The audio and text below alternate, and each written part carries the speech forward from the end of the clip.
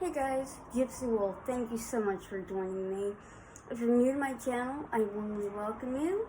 To let you know, I teach all things witchcraft when it comes to oils, potions, brews, information on herbs, you name it. I try to cover it on this channel. And for my returning subscribers, you guys know how much I love you so much. And I feel very honored to have each and every one of you taking out the time to spend it with me. Thank you very much. Okay, so today I want to show you how to make a type of spiritual bath. Now, do not worry, I will show you how you can use this for just a shower, which is what I normally do. But I kind of want to go over some ways to spiritually cleanse your energy and your aura, all that good stuff, so you kind of know what to do after you cast some not so nice spells, or you're feeling a bit sluggish. Think about it like with water, okay? If a body of water does not flow, does not run, and it's stagnant, what happens? It gets grungy, dirty, and gross, like a swamp. But if it flows freely like a freshwater lake, it's clear and it's clean. So we want to remove that residual buildup that we gather just from existing, guys. I mean, you can live with people with bad energy, you can work with people with bad energy, you can go to places where you pick something up. It just happens. You're not doing anything wrong, but you are doing something not so great if you're not cleansing yourself on some type of level every so often, okay? These rituals I usually like to do monthly. Alright, so after I do what we call a candle cleanse, it's like an egg sweep, but I use a candle. Sometimes I'll use an egg, and I can go into that in another video. I will do this spiritual cleansing bath.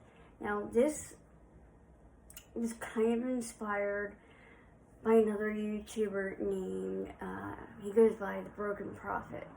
He's the real deal with voodoo, guys. He's phenomenal. He knows his stuff. He's not fake in any way, shape, or form. He's not some 20-year-old pretending they know everything. You know what I mean? So, I just want to give credit where credit is due.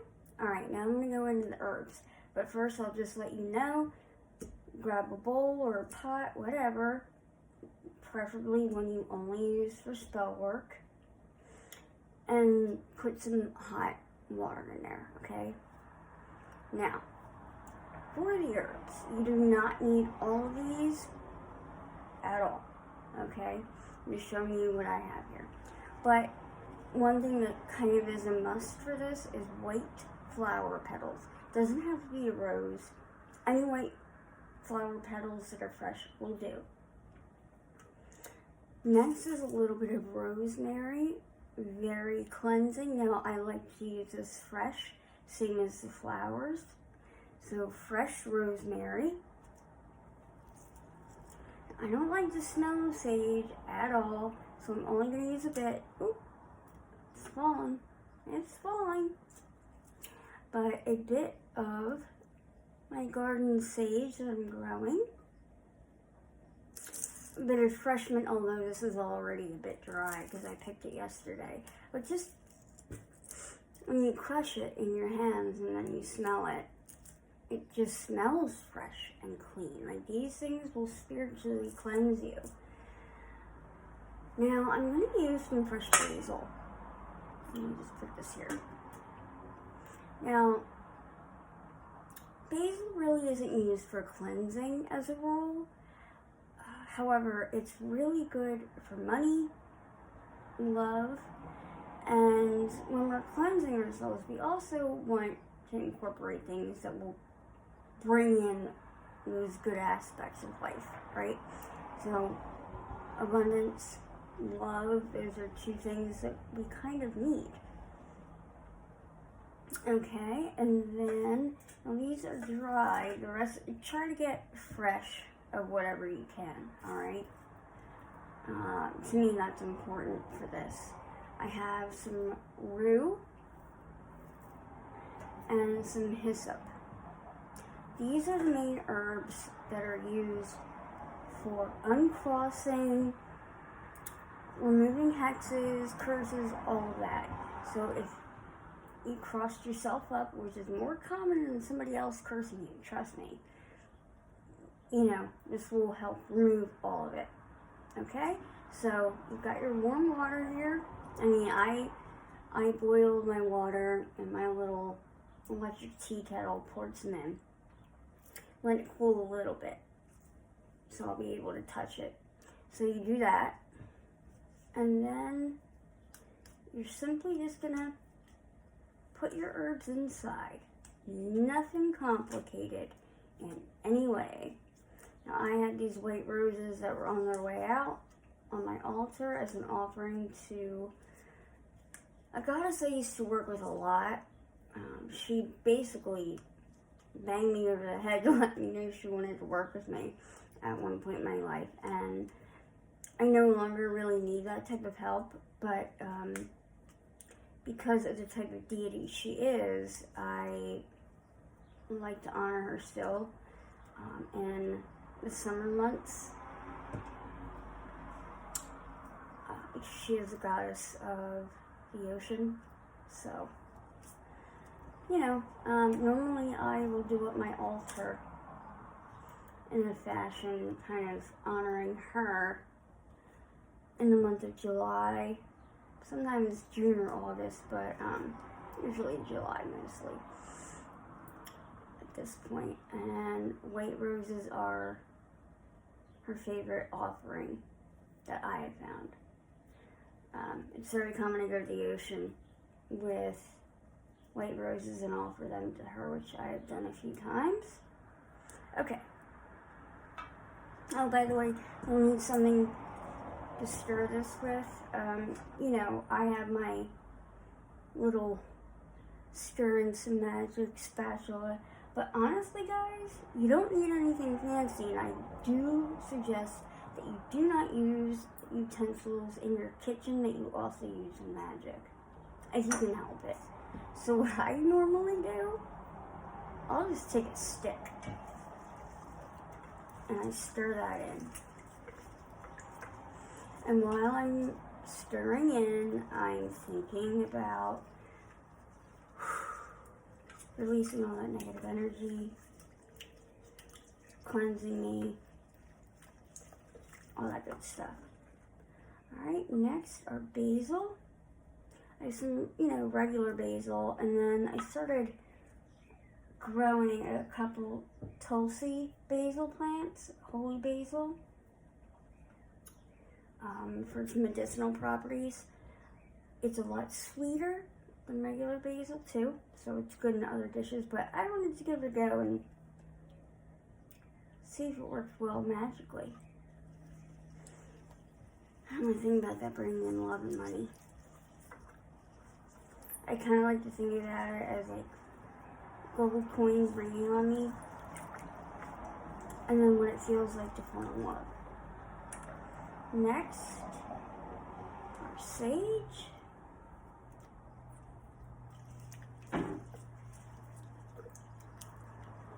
Sorry if you hear things like cars driving in the background. I have my window open. Let some fresh air in before it gets super duper hot, like it has been. Heat wave after heat wave, guys. Can't even leave the house. It's crazy. Next are rosemary. To me, that's a staple that you need in this. So like white rose petals, or white flower petals and rosemary are kind of a must in my opinion. Same with the mint. And you can get these herbs fresh at most like pretty much every grocery store, and they're not expensive, but I grow all of these, so for me it's free. And I'll freeze them like a lot of the time. Once I've harvested for the season, a lot of times I'll grind them up and put them in ice cube trays. Very helpful. Okay, now I'm going to put in my roux. I do not really like the smell of this either, so I'm not putting in a ton.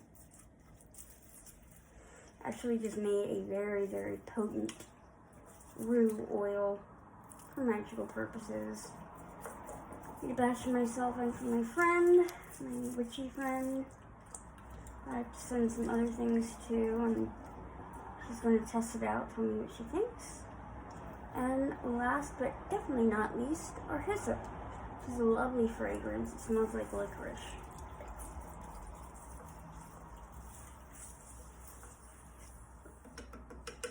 Okay, we have all of our herbs. Now, you do not need to do this. You can, consecrate this, bless it, whatever, however you would like. However, for me, what I personally like to do, but you do not need to do it, I like to pray Isaiah 55:1 over this mixture, okay? So you can follow along or not. I mean, I am not a hardcore, I'm not Catholic. I'm not like a hardcore Christian, but the Psalms are familiar to me. It feels right when I speak them. And I've noticed that more and more lately. So I do like to incorporate them into my practice, okay? So if you do want to pray Isaiah 55:1, here, it's very quick and easy. Hold, everyone that thirsteth, come ye to the waters. He that hath no money, come buy and eat. Come buy wine and milk without money and without price. Amen.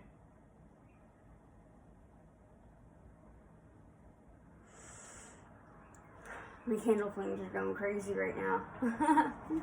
Whenever I pray a song, that tends to happen. Okay, and that's basically it. You kind of let that steep for a little while. When the water is cool enough to touch, you're going to want to play with it with your hand and kind of squeeze out the essential oils from it. And then you can decant it in some type of container that you can take down to your bath.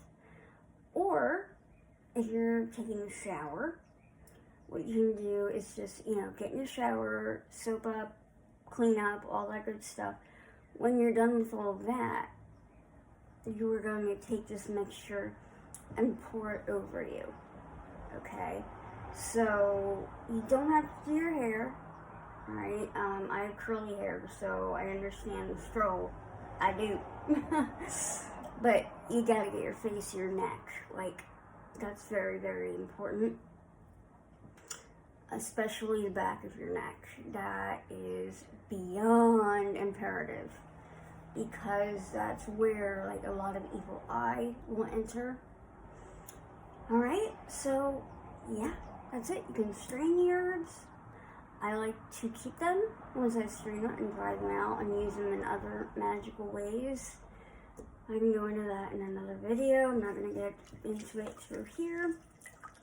But yeah, it smells really nice. You can add essential oils if you would like. Not too many. Be careful with your skin. But if you want to add a little lavender, maybe a drop or two of lemon, go ahead. But keep them, minimal.